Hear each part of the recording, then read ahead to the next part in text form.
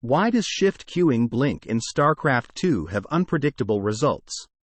I was messing around with some of the challenge missions and discovered a Protoss, a mechanic that I don't quite understand. Protoss is my least played race by far, so sorry if this is a basic question. When I attempt to blink stalkers using the shift queuing method, I usually end up leaving some stalkers behind. It's odd that sometimes all stalkers will properly blink.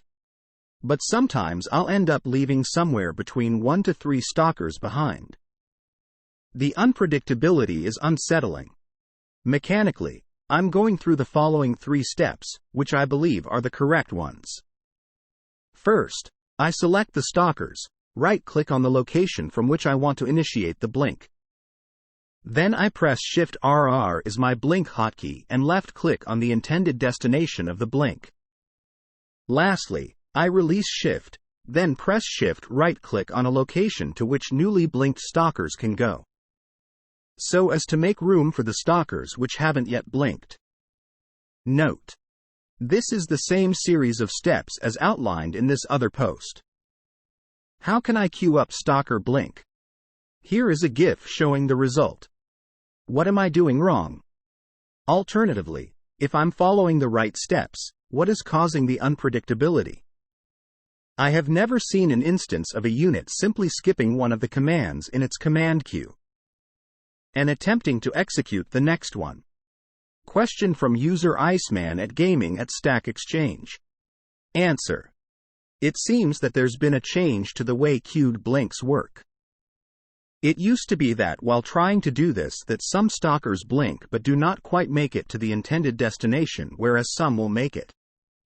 It looks like that if they will not make it to the marker, that the stalker will instead ignore the blink command. This change is good, as you can issue another blink command to the ones that did not make it up instead of having to wait for the cooldown as you needed to previously. This issue arises because of the grouping of the ball of units. Notice how when you queue a series of move commands for a group of units, that every unit does not reach the marker but they move as a group. Same thing happens with blinking stalkers. They will try to blink from a position that is close to the marker. And for this reason it will not always end up doing what you intended. Having longer run-ups and shorter distance to blink is good practice, as it will work more often. The longer run-up means that the units are more in a line and less bunched up, so there's less chance of them being outside the max blink range.